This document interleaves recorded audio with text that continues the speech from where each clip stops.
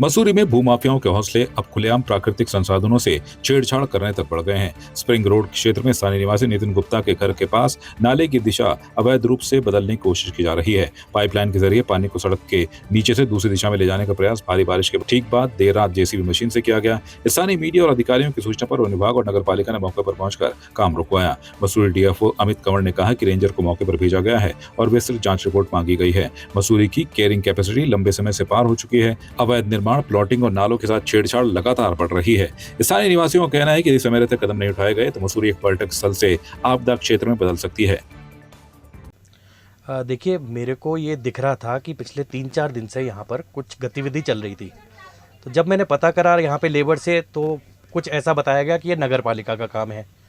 फिर जब मैंने इसमें और ज़्यादा तफ्तीश करी तो ऐसा पता चला कि ये नाला बंद करके इसे डाइवर्ट करके दूसरे नाले में डाला जा रहा है। तो मुझे कुछ शंका हुई, क्योंकि मैं टेक्निकल तो हूँ नहीं। तो आज सुबह मैंने स्ट्रक्चरल इंजीनियर को बुलाया और उसे दिखवाया कि भाई ऐसे ऐसे नगर पालिका शायद ये कुछ ऐसा काम करा रही है कि यहाँ एक नाला बंद करके उसे डाइवर्ट करा जा रहा है। तो स्ट्रक्चरल इंजीनियर ने देखकर मेरे को तुरंत राय दी कि आप इसको बंद कराइए, क्योंकि आपका घर वैसे ही डेंजर जोन में है और ये नाला इधर से डाइवर्ट करने में, प्राकृतिक नाले को आप बंद करके आप उसको पाइपों में पानी डाल के किस तरह से आप सोच रहे हैं कि इसको आप वहाँ ले जाएंगे। तो मेरे पास और कोई रास्ता नहीं था, तो इसलिए मैंने इस बात को उठाया और आप लोगों के माध्यम से यही कहना चाहूँगा कि मसूरी पूरा डेंजर जोन में है और नाले बंद कर कर हमें कुछ नहीं मिलने वाला। तो बेटर है कि जो प्राकृतिक नाला चल रहा है उसको खोलने का प्रयास करें, रादर देन उसके नीचे उसको बंद करके आप उसको डाइवर्ट करें।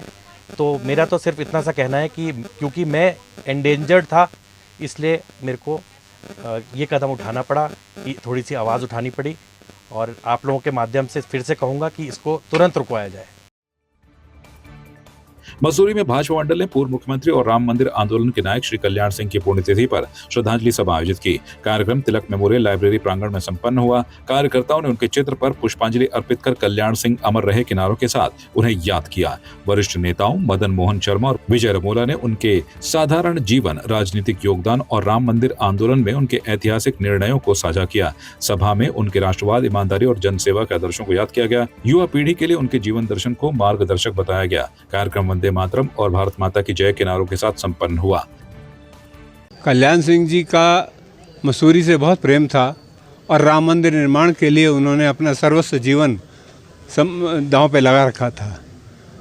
मसूरी जब 3 बार उनका आना हुआ और जब भी वो आए 3 वर्षों में लगातार, क्योंकि उनका पोता यहाँ पढ़ता था जिसका लोकल गार्जियन में था, तो उस पोते से मिलने के लिए वो बार बार आते थे और हमें कार्यकर्ताओं को अपने PWD गेस्ट हाउस जहाँ वो ठहरते थे वहाँ बुलाते थे नाश्ते पे। और सादा जीवन के रूप में आप कल्पना भी कीजिए कि कोई मुख्यमंत्री केवल धोती और लुंगी में ही कार्यकर्ताओं से बात करता हो। उन्होंने कहा कोई बात नहीं, आपको नाश्ते बुलाया है। पत्रकार भी साथ में थे, उन पत्रकारों को भी उन्होंने कहा आप भी अंदर आइए, नाश्ता यहीं मैंने सबके लिए बनवाया है। मसूरी से उन्हें इतना अगाध प्रेम था कि मसूरी के सभी पर्यटन स्थलों पर वह गए, स्वयं गए, झील में, कंपनी बाग में और माल रोड पर दुकान पर भी 2 बार आए।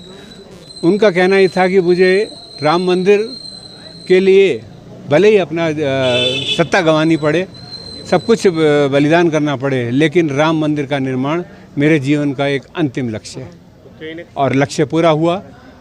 भले ही उनके जीवन काल में नहीं हो सका, लेकिन राम मंदिर जो बना है उनकी आत्मा तृप्ति हुई है। सिंह जी एक बहुत ही बड़े कद के प्रखर भारतीय जनता पार्टी के नेता थे। कल्याण सिंह जी वो व्यक्ति थे जिन्होंने उस वक्त पर हिंदुत्व की बात करी, उस वक्त पर भारतीय जनता पार्टी को आगे बढ़ाने की बात करी जब पूरे के पूरे राष्ट्र में कांग्रेसवाद था। और कांग्रेस को जड़ से उखाड़ने की अगर कोई बात करता था तो हमारे माननीय अटल जी और माननीय कल्याण सिंह जी थे। उत्तर प्रदेश में जितनी कल्याण रूपी नीतियाँ आई वो कल्याण सिंह जी की देन थी। कल्याण सिंह जी का नाता मसूरी से बड़ा गहरा रहा और मसूरी के साथ गहरा नाते के साथ साथ उनका एक और स्पष्ट कथन था कि वो कार्यकर्ता के साथ बिल्कुल निचले तल पर होकर मिलते थे। कभी अपने आप को मुख्यमंत्री या कोई कदवार नेता नहीं मानते थे। वो मुख्यमंत्री होने के साथ साथ राजस्थान और हिमाचल के गवर्नर भी रहे, राज्यपाल रहे और इस बीच उन्होंने अनेक सेवाएं जनता को प्रदान करी। ऐसे शख्स को हम श्रद्धांजलि देते हैं और ऐसे व्यक्तित्व की तारीफ करते हैं जिन्होंने हिंदुत्व को आगे बढ़ाते हुए राम मंदिर की कल्पना करी राम मंदिर की नींव रखने का प्रयास किया, अपने जीते जी राम मंदिर बनाने की हमेशा बात कही और सभी लोगों में, सभी भारतीय जनता पार्टी के कार्यकर्ताओं में, नागरिकों में, सभी में हिंदुत्व की बात आगे बढ़ाकर लेते हुए राम मंदिर का जो आज अस्तित्व हुआ है वो उन्हीं के मंशाओं से, उन्हीं के धारणाओं से हुआ है। कल्याण सिंह जी के जो बेटे हैं पूर्व सांसद राजवीर सिंह जी के साथ मेरे बहुत घर जैसे संबंध थे। उनके बच्चे, उनका परिवार मेरे पास आया जाया करता था और उसके बाद में जब उनके पोते का एडमिशन यहाँ मसूरी पब्लिक स्कूल में हो गया तो माननीय कल्याण सिंह जी का भी आना जाना शुरू हुआ।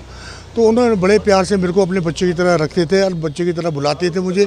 और जब हम PW गेस्ट हाउस में गए तो किसी कार्यकर्ता ने मेरा परिचय कराया उनसे। उन्होंने सीधे कहा, रमोला जी को मैं जानता हूँ। मेरे जैसे छोटे कार्यकर्ता के लिए इतना बड़ा आदमी ये शब्द निकाल रहे, मेरे लिए बहुत बड़ी बात है। पहाड़ों की रानी मसूरी में हाल में मूसलाधार बारिश ने जनजीवन अस्त व्यस्त कर दिया। बारहा कैंची क्षेत्र की मलिन बस्ती में 2 परिवारों के घर बुरी तरह क्षतिग्रस्त हो गए। प्रशासन ने तुरंत कदम उठाते हुए मसूरी नगर पालिका और उप जिलाधिकारी कार्यालय की टीमों के माध्यम से सहायता प्रदान की।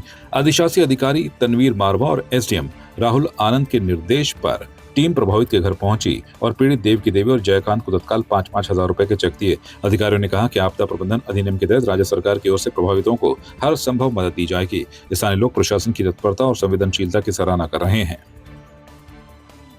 आपकी इस पर क्या राय है, हमें कमेंट कर जरूर बताएं। इसके साथ ही आप हमारे YouTube चैनल को सब्सक्राइब कीजिए। आप हमें Facebook, Instagram, Twitter पर फॉलो भी कर सकते हैं और संवाद 365 के साथ एक क्लिक में जुड़ने के लिए डाउनलोड कीजिए संवाद 365 ऐप।